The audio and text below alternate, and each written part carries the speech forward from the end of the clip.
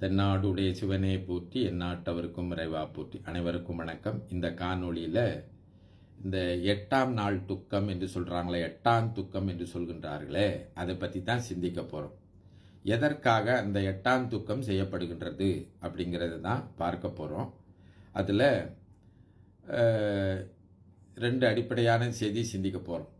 ஒன்று, இந்த இறந்தவர் இருக்கின்றாரே, அவருடைய உயிர் இறைவனை நோக்கி போய் கொண்டிருக்கும் என்பது அடிப்படையான கருத்து. சிலர் அதை தான் எப்படி சொல்லுவாங்கன்னா, 16 நாளைக்கு வீட்டிலேயே இருக்கும் அப்படின்னு சொல்லுவாங்க.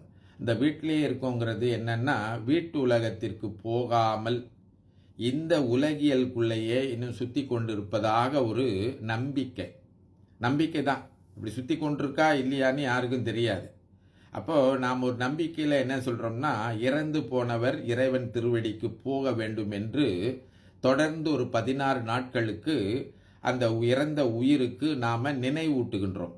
அதற்காக என்ன பண்ணுவோம், ஒவ்வொரு நாளும் இறந்த நாள்லேருந்து 16ஆவது நாள் வரைக்கும் அவருடைய படத்தை எடுத்து வச்சு நல்ல விளக்கு கொளுத்தி திருமுறைகள் எல்லாம் ஓதி தூபதீபம் காட்டி நீங்கள் இறைவனை சென்று அடைய வேண்டும் என்று தூபதீபம் காட்டும்போது கூட பார்த்தீங்கன்னா, பெருமானுக்கு காட்டுற மாதிரி இடத்துலேருந்து வலமாக காட்டாமல் வலதிலிருந்து இடமாக காட்டுவாங்க. காட்டி நீங்கள் வந்த இடத்திற்கே போய்விடும். இறைவனிடத்திலிருந்து வந்தோம் இல்லைங்களா, திரும்ப இறைவனிடத்திற்கே நீங்கள் போய் சேர்ந்து விட வேண்டும், உங்கள் உயிர் ஆதன் அமைதி பெற வேண்டும் என்று நாம் தொடர்ந்து ஒவ்வொரு நாளும் திருமுறைகள் ஓதி தூபதீபம் காட்டி அந்த படத்துக்கு தூபதீபம் காட்டி அவர் இறைவன் திருவடியை சென்று அடைந்து விட வேண்டும் அப்படின்னு நம்ம கூட்டு வழிபாடு செய்வோம். இப்படி கூட்டு வழிபாடு செய்கின்ற போது சிலர் பார்த்தீங்கன்னா, அந்த படத்துக்கு சங்கிலி, இன்னும் அவர் போட்டிருந்த கடிகாரம், கண்ணாடி இதெல்லாம் வச்சுருப்பாங்க. நம்ம ஏற்கனவே கொள்ளி வைக்கும்போது நம்ம கொள்ளி வைக்கின்றதுக்கு காரணம் சொல்லிட்டோம். மண்ணாசை, பெண்ணாசை, பொன்னாசையெல்லாம் போக வேண்டும் என்று கொள்ளி வைத்திட்ட பிறகு இந்த கருமாதி வரைக்கும் அல்லது இந்த 16ஆம் நாள் வழிபாடு வரைக்கும் செய்யக்கூடிய இந்த வழிபாடுகளில் அவங்க படத்துக்கு சங்கிலி போட்டு வைக்கிறதோ, அவங்க போட்டிருந்த அந்த உடைகளோ, அவங்க விரும்புகின்ற அந்த உணவையோ இதெல்லாம் படைக்கக்கூடாதுங்க.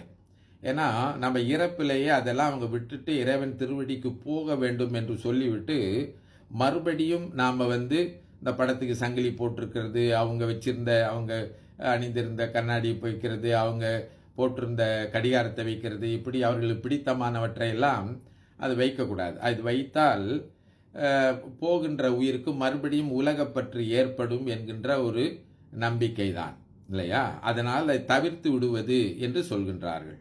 அப்போ அதனால் இந்த 16 நாளுக்கு நம்ம செய்யக்கூடிய நாட்களில் இந்த 8ஆம் துக்கம் சிறப்பாக சொல்லுவார்கள்.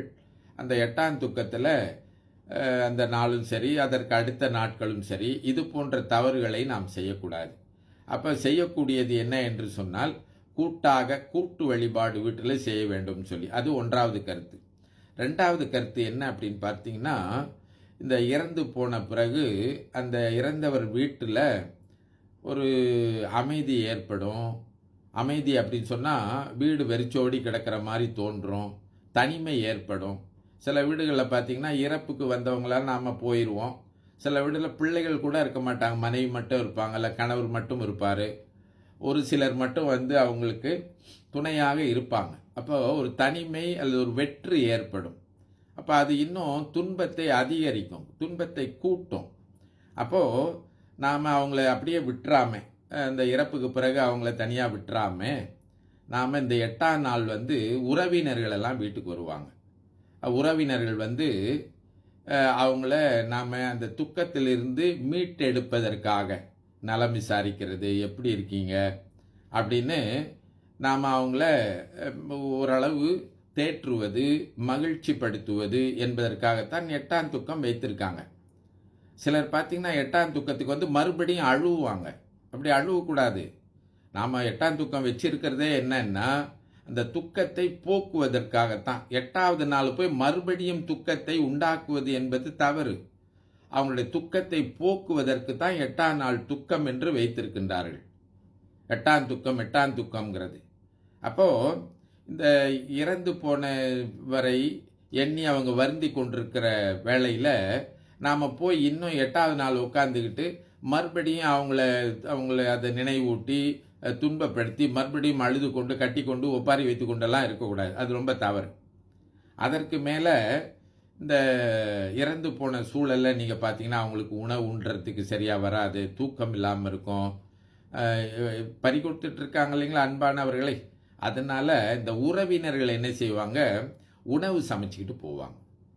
குறிப்பாக இந்த சம்பந்தின்னு சொல்கிறாங்க இல்லைங்களா, அவங்க உணவு தயாரிச்சு ஒரு நாளைக்கு ஒருத்தர் உணவு தயாரிச்சு வந்து கொடுப்பாங்க. ஏன் கொடுக்குறாங்க அப்படின்னு சொன்னால், அவர்கள் இப்படி உணவு கொண்டு வந்து கொடுக்கறது போது அவங்க வரணும் இல்லையா.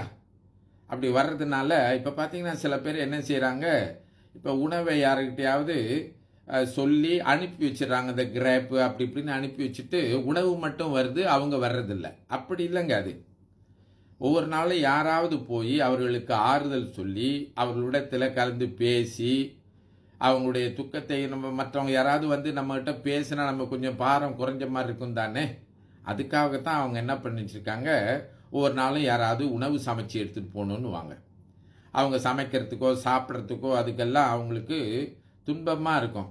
சாப்பிடாம கூட இருப்பாங்க, சமைக்கிறதுக்கு மனம் போகாது, எதுவும் சேர்த்துக்கு மனம் போகாமல் அப்படியே உட்கார்ந்து கிடப்பாங்க. அப்போ நாம் போய் அவங்களுக்கு உணவு சமைத்து கொண்டு போய் நாமும் சாப்பிட்டு அவர்களையும் சாப்பிட வைத்து அவர்களுடைய நலமெல்லாம் கேட்டு அவங்களுக்கு ஆறுதலாக இருந்து கொஞ்ச நேரம் அவங்களோட தங்கி இருந்துட்டு வர்றது தான் இப்போ ஒவ்வொரு நாளும் இந்த கூட்டு வழிபாடு வருவது. இப்போ கூட்டாக சேர்ந்து இறைவனை எண்ணி பாடுகின்ற போது அவர்களுக்கு ஒரு மன அமைதி ஏற்படும் இல்லையா. அப்போ அதனால தான் நம்ம இந்த சம்பந்தி போன்ற உறவினர்கள் என்ன செய்வாங்க, உணவு சமைத்து எடுத்துக்கிட்டு போவாங்க. ஆனால் நம்ம ஆளுங்க பார்த்தீங்கன்னா முறைக்கு யார் சமைக்கிறது, அதில் ஒரு பெரிய சிக்கல் வந்துடும். யார் சமைச்சு போடுறது, முறையாக வந்து சமைச்சு மற்றவங்க சமைக்க வேண்டியவங்க சமைக்கலாம். உதாரணத்துக்கு பேச்சு கொள்ளுமே, சம்பந்தி வந்தால் நீ சமைச்சு போடணும், அவங்களால சமைச்சு போட முடியல, நாம் போய் சமைச்சு போட்டு அவங்கள்ட்ட ஆறுதல் சொல்லிட்டு இருந்து வர வேண்டியது தான். அவங்க தான் முறைக்கு சமைச்சு போடணும், அவங்க தான் முறைக்கு சமைச்சு போடணும், அவங்க சூழல் எப்படின்னு தெரியல. போட முடிந்தால் ரொம்ப நல்லது. ஏன் சம்பந்தி தான் சமைச்சு போடணும் அப்படின்னு சொன்னாங்கன்னா, அவங்க கண்டிப்பாக வந்து ஆவாங்க. ஏன்னா அவங்க பெண்ணோ பையனோ வாழக்கூடிய ஒரு சூழல் இருக்கா இல்லைங்களா. அப்போ அதனால அந்த உறவு முறிந்து போகாமல் ஒன்று, ரெண்டாவது அவங்க தனித்து விடப்படாமல், மூன்றாவது அவங்களுடைய துக்கத்தை போக்குவது என்று பல்வேறு வகையில் இந்த 8ஆம் தூக்கம் என்பது இறந்தவருடைய குடும்பத்தில் இருக்கின்றவர்களுடைய மனநலத்தையும் உடல் நலத்தையும் காக்கின்ற கடமையை செய்யக்கூடிய ஒரு நிகழ்ச்சியாக இருக்கின்றது.